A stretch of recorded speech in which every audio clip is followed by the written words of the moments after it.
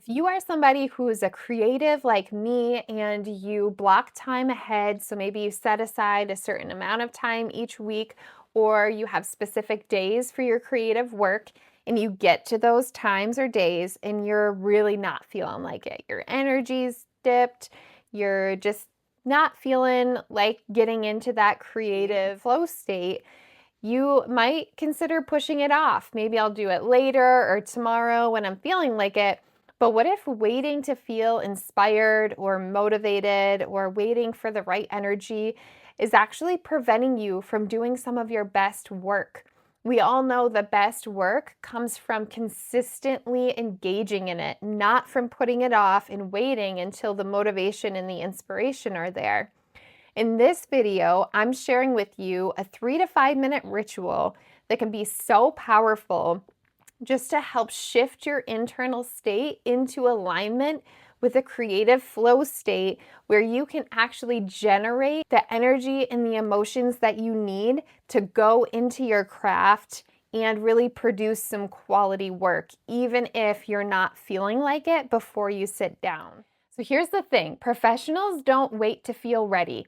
They create that readiness when they have to step out on stage, when they have to step out onto the field, whether it's athletes, performers, speakers, artists.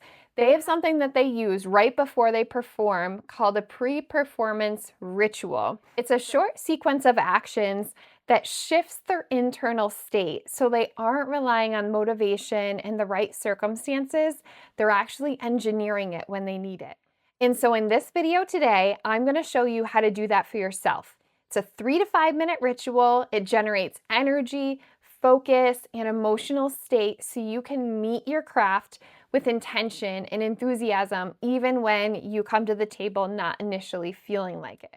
Now, this ritual draws on research from sports psychology, from social psychology, and even a little bit from neuroscience. So we're looking at research from pre-performance rituals and ritualized behavior, as well as some of the stuff on emotional regulation. And so by the end, you're going to have a ritual that you can use anytime to step into your most creative, aligned state on command. All right, let's break down the 4 stages of what I'm going to call the alignment activation. It's a pre-performance ritual specifically for creatives like you and me. I have a free 2-page guide. It's very simple, but it's going to serve as a quick reference to go over these 4 stages, and it's going to give you a nice section to outline your own pre-performance ritual. Stage 1 is centering, so it's all about physiological regulation. You can do this very quickly, like 30 seconds. It gets your body and your mind into sync. So you're shifting from reactivity to readiness. We can do this by slowing the breath, which then activates the parasympathetic response and restores a sense of focus and calm that you can bring into your work. So you can do this, for example, by maybe in this first stage, you just take 3 slow breaths, but really focus on a longer exhale. So think 4-second inhale, holding for 2 seconds, and then a 6-second exhale.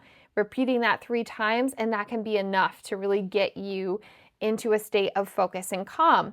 Another thing you can do, depending on what your craft is you can either sit or stand nice and tall with both feet grounded.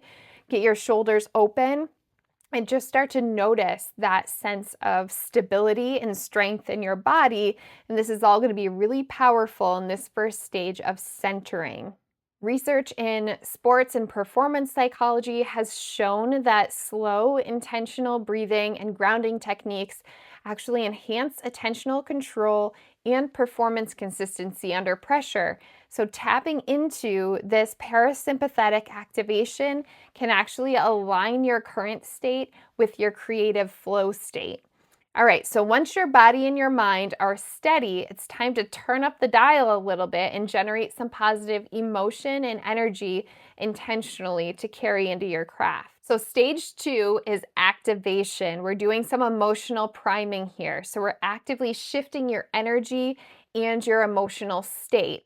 Instead of waiting for that inspiration to strike, we're going to actually create it right here in the second stage through sensory and emotional cues.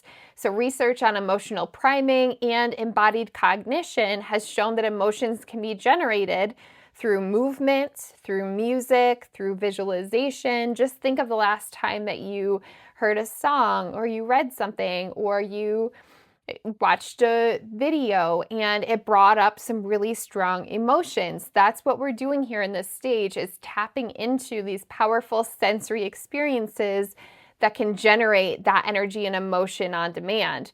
So think about maybe in the second stage using a short music cue, something that has previously evoked a sense of confidence or joy or whatever the positive emotion is that you want to bring into your work. Think about if there's a song or some sort of music that you can play very briefly here that's going to get you into that state.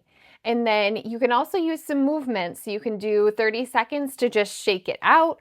Whatever feels good here for you, you want it to be personalized to you. You can use a power pose if that helps you, or you can use a breathing rhythm that helps you build energy. So in the first stage, the breathing exercise is all about calm and focus. And in this stage, you would really be using a different rhythm of breathing to actually build energy if that's what you choose. And the other thing you can do in this second stage is use some visualization if that helps you to generate some of that energy and emotion. And so you can, for example, visualize creative energy just building up and then radiating outward from your body. Those are all different examples of things you can do in this second stage. And this really shouldn't be any more than a minute. It's just a quick thing to start to prime and build up that energy and emotion. So the first stage got you into a calm, focused, centered state. And then the second stage really helped you intentionally build the emotion and the energy that your best work demands. So once your energy is elevated, the next step is going to be to channel it towards something meaningful, which should be your purpose. So the third stage, purpose, is really about aligning your current state with your values, with your identity, and really with your deeper reason for showing up. And that might sound really complex and challenging to do, but it can be something as simple as maybe visualizing whoever it is that's going to consume your creative work once it's done, maybe visualizing them experiencing your work and appreciating it. Maybe opening your finished book in the end, or coming to you and sharing how much it moved them and changed their lives. So just a brief visualization exercise could work here, or it could be something like just having a specific statement where you tap into your purpose. So saying something like, I create to inspire hope, belief, and proof that change is possible. Thinking of just a short phrase that could help you just reconnect with why you create in the first place. And this is doing something really powerful. It's tapping into autonomous motivation, and that's where you're actually doing something because it's aligned with who you are and what matters to you, not just because you should, because it's on the calendar, so I have to, but really tapping into that autonomous motivation where it's like, I do this because this is who I am, and this really matters to me, and it's important work. So once you're centered, you're activated, and you're aligned with purpose, the final stage is going to lock it in with a symbolic action. The fourth stage is initiation, and this is where you're going to have a symbolic trigger. So this is basically the switch, the moment that tells your brain and your body, now we begin. So social and cognitive psychology on rituals have shown that even just simple symbolic actions create a sense of meaning and control that really enhances both our performance and our focus. So the ritual itself becomes a cue that transitions you into your peak creative state. So this is a really powerful step I don't want you to miss. And it can be something as simple as lighting a candle, touching an item that symbolizes to start, whether that's putting a certain pen in your hand or touching the microphone. Whatever it is that symbolizes to you, it's time to start. Could be opening a specific notebook or It doesn't matter what the specific trigger or cue is, as long as it's symbolic and meaningful to you. And I want to remind you that I have a free 2-page guide. It's very simple, but it's going to serve as a quick reference to go over these 4 stages. And it's going to give you a nice section to outline your own pre-performance ritual. Now let's put this all together into one pre-performance ritual that's going to take less than 5 minutes to complete, and with time can become that thing that gets you ready to produce great work, even if your energy and your emotion isn't naturally aligned with it to begin.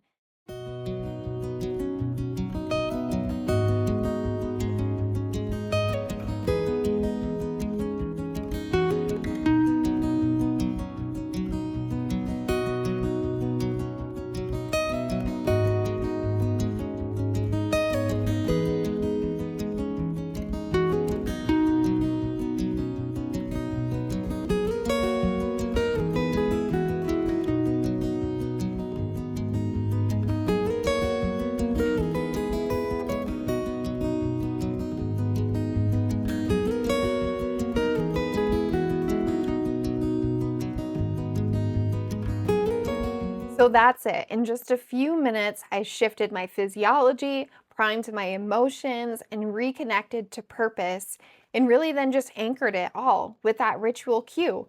I didn't wait for motivation or inspiration, I just generated it, and you can do the same exact thing. So that's the alignment activation. It's a pre-performance ritual specifically for creatives. Comment down below and let me know what kind of creative work you'll be using a pre-performance ritual for. And I just want to share a tip with you quick as well to write your ritual down, especially as you're first working to build it. It's really important to repeat it with the same triggers and the same cues so that it's building that associative power. That's where the power of the ritual is going to come from, is from having that repeated association over time. So make sure once you figure out what you want your ritual to be, you write it down so you can use that to guide you through the first few times until it feels natural and you just do it by habit. And I'm just going to remind you one last time, I put together that free 2-page pre-performance ritual guide for creatives, and I'll link to it in the description and pin it in the comments so you can get access to that. And you can use it as a quick reference to go through all of these stages. And it's also got a table for you to design your own 3 to 5 minute ritual with some examples built right in. If this video helped you, would you let me know by clicking that like button, and subscribe if you want more tips like this to create from a place of alignment rather than waiting for motivation. And remember, you don't need to feel inspired to create inspired work. You just need to begin in alignment.